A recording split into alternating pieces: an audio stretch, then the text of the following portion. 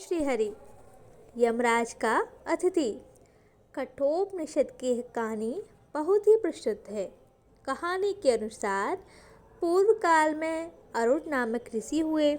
उन्होंने अन्न दान करके यश प्राप्त किया था, इसलिए उन्हें वाच श्रवा भी कहा जाता था, क्योंकि वाच अन्न को कहते हैं और श्रवा का अर्थ है दान से प्राप्त यश। वे ऋषि गौतम वंश में उत्पन्न हुए थे। आरूढ़ का वाश्रवा के पुत्र थे उद्दालक, जिन्हें वाश्रवस भी कहा जाता था। ऋषि उद्दालक ने एक बार विश्वजीत नामक एक विशाल यज्ञ का आयोजन किया। उस यज्ञ के समापन पर उन्होंने अपना सर्वस्व दान कर दिया, यहाँ तक कि गौधन भी दान कर दिया। उद्दालक के पुत्र का नाम था नचिकेता। वह इकलौता था और अभी बालक ही था, लेकिन था बड़ा बुद्धिमान। उसने देखा कि पिताजी ऐसी गौएं भी दान कर रहे हैं जो न घास चर सकती हैं, न दूध दे सकती हैं और दुबली पतली हैं। ऐसे दान का क्या लाभ? ऐसे दान से तो ना दान करें वही अच्छा। फिर सर्वस्व धन में मैं भी तो उनका पुत्र धन हूँ। ऐसा विचार करके उसने पिता से कहा कि पिताजी, मैं भी तो आपका पुत्र धन हूँ, आप मुझे किसे देंगे? पिता ने पुत्र की बात को अनसुना कर दिया। पुत्र ने पुनः पूछा, पिताजी आप मुझे किसे देंगे? इस बार भी पिता ने टाल दिया। नचिकेता ने तीसरी बार पूछा कि पिताजी आप अपने इस पुत्र धन को किसको देंगे? इस बार पिता को क्रोध आ गया। वे गुस्सा करके बोले कि मैं तुझे यमराज को दूंगा। पिता का यह कथन सुनकर होनहार बालक नचिकेता ने विचार किया कि शिष्य व पुत्रों की 3 श्रेणियां होती हैं। पहली उत्तम, दूसरी मध्य और तीसरी अधम। जो गुरु या माता पिता के कथन का अभिप्राय समझकर आज्ञा की प्रतीक्षा किए बिना ही कार्य करे वह उत्तम कहलाता है। जो आज्ञा मिलने पर कार्य करे वह मध्य कहलाता है, और जो अभिप्राय जान लेने व आज्ञा मिलने पर भी कार्य की उपेक्षा करता है वह अधम कहलाता है। नचिकेता ने विचार किया कि भले ही मैं उत्तम श्रेणी का नहीं हूँ, मध्यम श्रेणी का तो हूँ अवश्य, लेकिन अधम श्रेणी का तो बिल्कुल भी नहीं। मुझ जैसे पुत्र को पिताजी न मालूम क्यों यमराज को देना चाहते हैं, न मालूम मेरे बिना यमराज का कौन सा कार्य रुका पड़ा है। अब उन्होंने ये कह दिया है तो उनके वचन को मिथ्या तो नहीं किया जा सकता। उद्दालक एक कोने में बैठे कुछ सोच रहे थे। नचिकेता समझ बैठा कि वह पश्चाताप कर रहे हैं, इसलिए वह उनके पास गया और सांत्वना देते हुए बोला कि पिताजी आप चिंता ना करें, आप अतीत और वर्तमान के साधुजनों द्वारा किए गए व्यवहार का विचार करें। असत्य का आचरण तो साधुजन ही किया करते हैं। असत्य के आचरण से कोई अजर अमर नहीं हो जाता। एक न एक दिन तो सबको मरना ही है, और मैं मरकर पुनः जन्म लेना है उन्हें। अतः आप सत्य का पालन करते हुए मुझे यमराज के पास जाने की आज्ञा प्रदान करें। पुत्र की यह बात सुनकर पिता को दुख हुआ, साथ ही उसकी सार गर्भित बातों से उन्हें प्रशंसा हुई। फिर उन्होंने नचिकेता को आज्ञा प्रदान कर दी। आज्ञा लेकर नचिकेता यमराज के भवन द्वार पर जा पहुँची। वहाँ पहुँचने पर इसे पता चला कि यमराज भ्रमण करने गए हुए हैं, 3 दिन बाद लौटेंगे। नचिकेता भवन में ना जाकर बाहरी कोने में 3 दिन तक भूखा प्यासा यमराज की प्रतीक्षा करने लगा। 3 दिन बाद जब यमराज लौटे तो उनकी पत्नी ने कहा कि स्वामी, हमारे घर नचिकेता नामक ऋषि बालक अतिथि के रूप में पधारा है। वह 3 दिन से आपकी प्रतीक्षा में अन्न जल त्याग के बैठा है। अतिथि अग्नि के समान होता है, जिस घर से वह भूखा प्यासा लौट जाए उस घर के पुण्यों का नाश हो जाता है और सुख संपदा भी चली जाती है। अतः आप पात्र में जल लेकर जाएं और अतिथि बालक की चरण सेवा कर उसे संतुष्ट करें।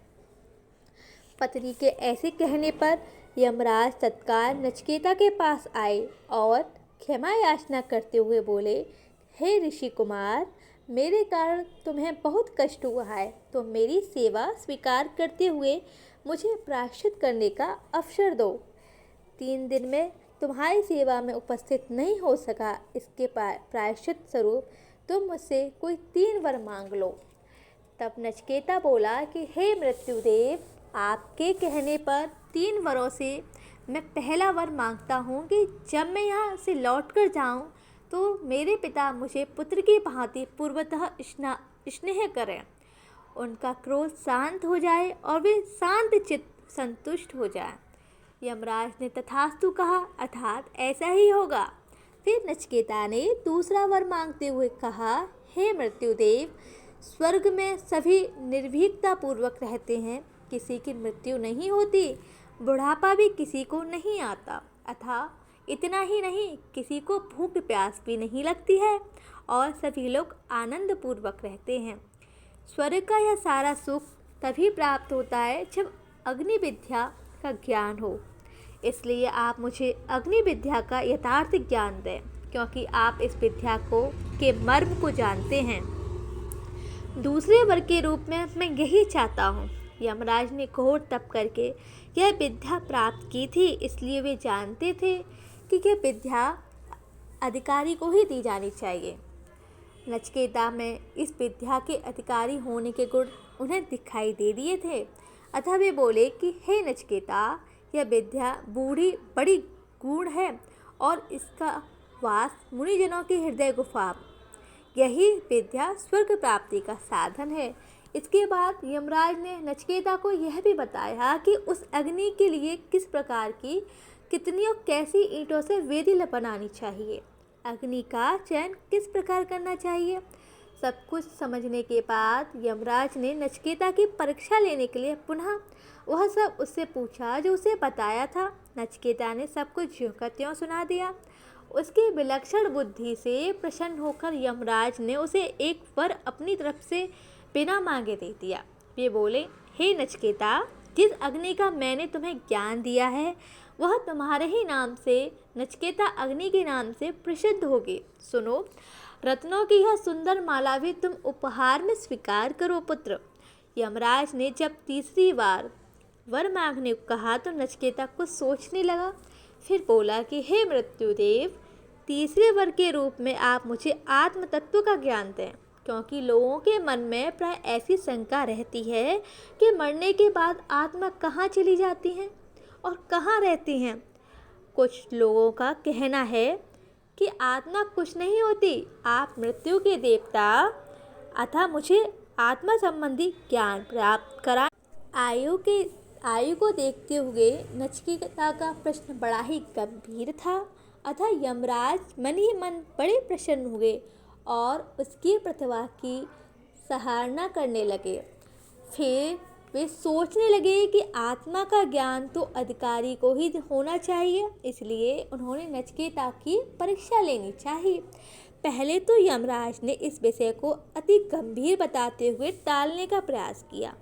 वे बोले कि नचिकेता, आत्म तत्व बड़ा गूढ़ है, बच्चों के समझने योग्य नहीं है। इसके बारे में तो देवताओं को भी संदेह हुआ था और इस तत्व को नहीं जान पाए थे। इसको रहने दो, तुम कोई दूसरा वर मांग लो। लेकिन नचिकेता अपनी ही बात पर अड़िग रहा। वह बोला कि हे मृत्युदेव, आप ही ने कहा है कि इस विषय पर देवताओं ने भी विचार किया, लेकिन वे कुछ समझ नहीं पाए। आप यह भी कहते हैं कि यह सूक्ष्म विषय सरल नहीं है। इन बातों से यह निष्कर्ष निकलता है कि यह विषय बड़ा महत्वपूर्ण है। फिर आप जैसे अनुभवी व सानिध्य पाकर भी क्या मैं आत्म तत्व को नहीं जान पाऊंगा? इसलिए आप मुझे आत्म तत्व का उपदेश अवश्य दें स्वामी। यमराज ने पुनः नचिकेता की परीक्षा लेते हुए कहा कि नचिकेता, तीसरे वर के रूप में आत्म तत्व को जानकर तुम क्या करोगे? तुम्हारी अवस्था अभी बहुत छोटी है। इसके स्थान पर तुम सांसारिक सुख मांगो, 100 वर्ष तक जीवित रहने वाले बेटे पोते मांगो, हाथी घोड़े, धन, लंबा जीवन, भोग विलास की वस्तुएं मांगो, पृथ्वी का राज्य मांगो, मैं सब कुछ क्षण भर में तुम्हें दे दूंगा। यमराज ने नचिकेता को भ्रमित करने का बहुत प्रयास किया, लेकिन नचिकेता अडिग रहा। वह बोला कि हे मृत्यु के देवता, आप जो भी सांसारिक सुख वैभव मुझे देना चाह रहे हैं, उन्हें लेकर मैं क्या करूँगा भला। यह सब तो क्षणभंगुर हैं। मुझे तो तीसरे वर के रूप में आप आत्म तत्व का ही ज्ञान दीजिए।